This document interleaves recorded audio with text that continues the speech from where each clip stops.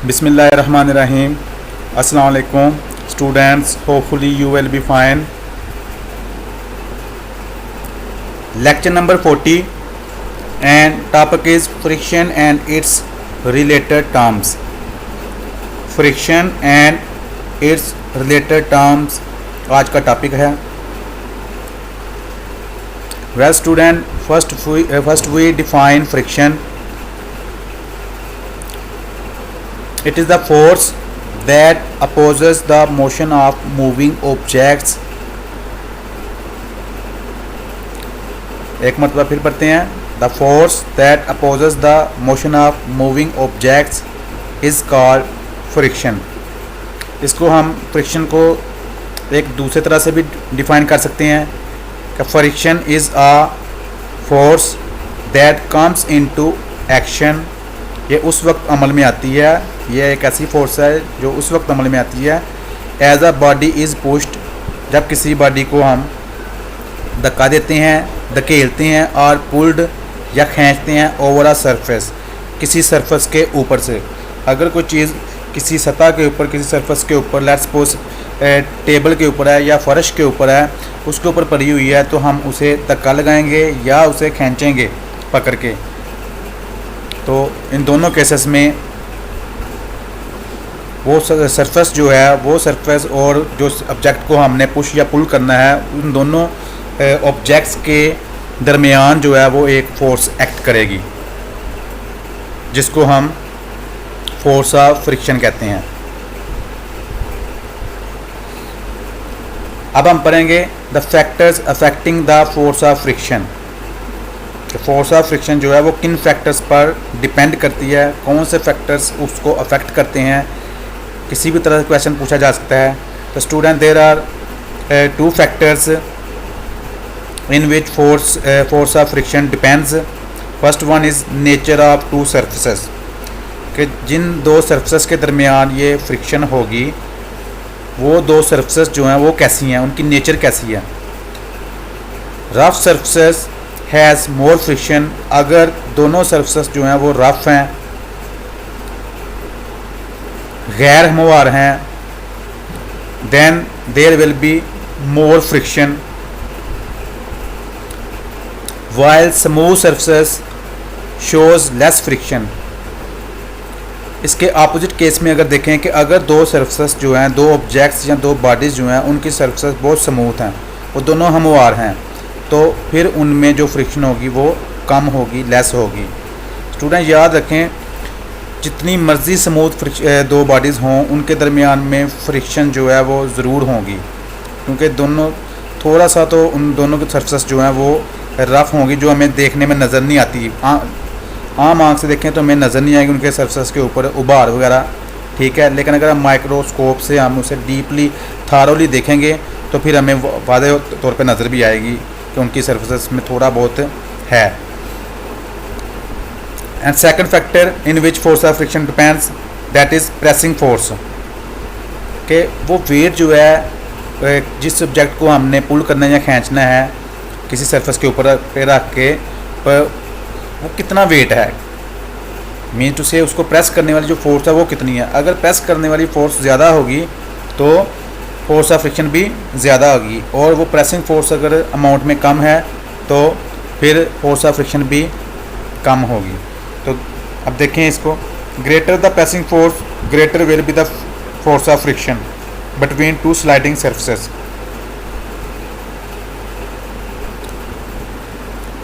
इसी टॉपिक में एक क्वेश्चन बनता है कि वाई फ्रिक्शन अपोजेस मोशन. तो well student, no surface is perfectly smooth, ये पहले मैं आपको बता चुका हूँ. A surface that appear smooth also has pits and bumps, उसमें उभार वगैरह ज़रूर होंगे, उभार भी होंगे और वो खाई टाइप भी होंगे, पिट्स भी होंगे, गरे भी होंगे उसमें. That can be seen under a microscope, जो कि माइक्रोस्कोप के नीचे अगर हम देखें रख के उसको तो उसमें दिखाई देते हैं.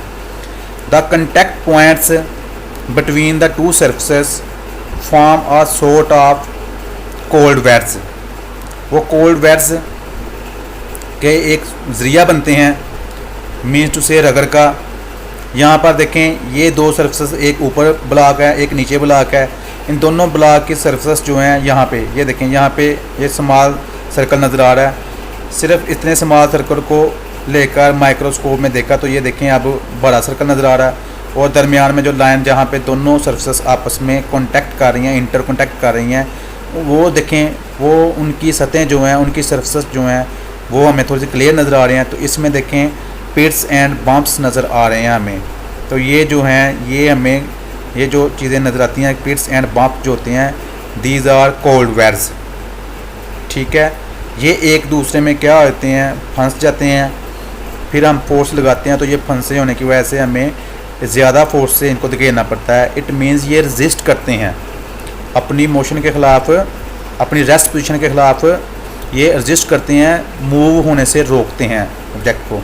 तो यही फोर्स ऑफ रेजिस्टेंस जो है that is called force of friction. Student एक और टर्म है that is force of limiting friction. Force of limiting friction जिसको रिप्रेजेंट करते हैं एफ और नीचे हमने एस लिखा हुआ स्मॉल एस, या ऐसे कह लें कि एफ एस। तो friction is equal to applied force, means to say कि अगर हम जितनी फोर्स अप्लाई करेंगे तो फ्रिक्शन भी ज़्यादा ही होगी, फील होगी हमें। तो friction is equal to applied force. It increases with the applied force. Friction जो है वो इंक्रीज होगी फोर्स के अप्लाई करने से। अब friction can be increase to a certain limit. इसको हम इंक्रीज तो कर सकते हैं फ्रिक्शन को बाय अप्लाइंग फोर्स, इंक्रीज तो कर सकते हैं, but to a certain limit, कुछ हद तक। It does not increase beyond this limit. इस लिमिट से, यहाँ पे हम लिमिट भी लिख लेंगे, बियॉन्ड दिस लिमिट, ये जो हद जो है इससे हम ज़्यादा मज़ीद इसको नहीं बढ़ा सकते, फोर्स ऑफ फ्रिक्शन को इंक्रीज नहीं कर सकते। तो this maximum value of friction is known as force of limiting friction, F S. ये जितनी हद तक हम फोर्स ऑफ फ्रिक्शन को बढ़ा सकते हैं, ठीक है, वो जितनी मैक्सिमम वैल्यू उसकी की जा सकती है, बढ़ाई जा सकती है फ्रिक्शन की, that maximum value of friction is known as force of limiting friction. And this force of limiting friction depends on the normal reaction. अब reaction means pressing force, normal reaction mean और capital R से show करते हैं, वो pressing force है between the surfaces. It means कि जितनी वो प्रेसिंग फोर्स दोनों सर्फेसेस के दरमियान होगी उतनी ही फोर्स ऑफ लिमिटिंग फ्रिक्शन की वैल्यू, फ्रिक्शन की वैल्यू ज़्यादा होगी। अगर वो प्रेसिंग फोर्स कम है तो फोर्स ऑफ लिमिटिंग फ्रिक्शन जो है वो कम होगी। अब एक और टर्म है that is coefficient of friction.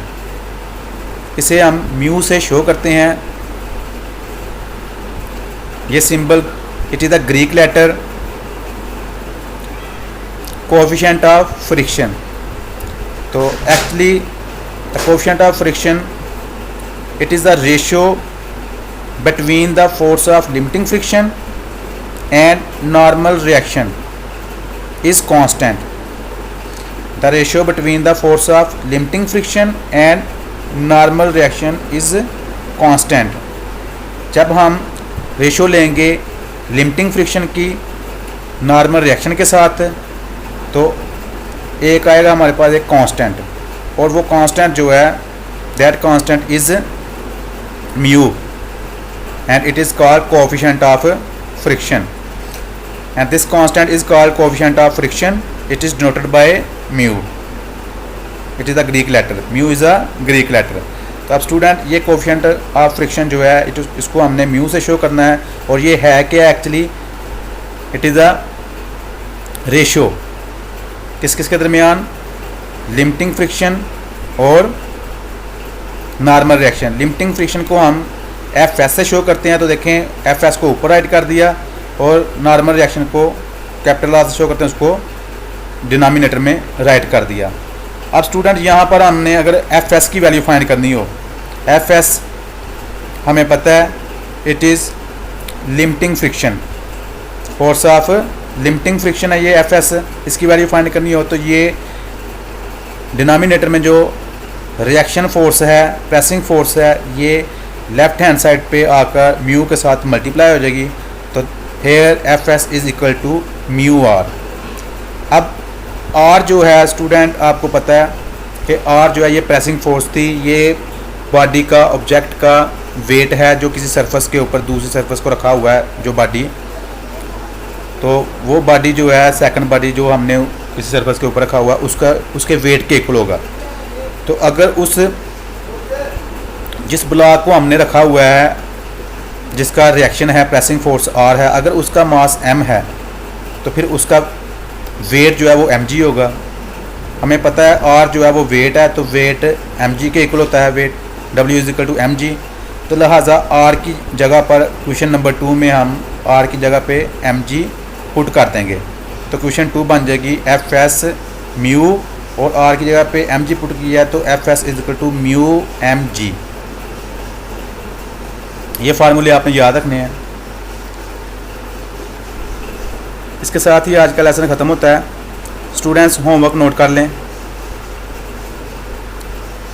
Homework में आपने आज के लेसन को अच्छी तरह लर्न करना है और साथ राइट भी करना है, और इस टॉपिक्स के साथ कुछ डू यू नो एक्टिविटीज़ हैं उनको आपने रीड आउट कर लेना है। थैंक यू, अल्लाह हाफिज़।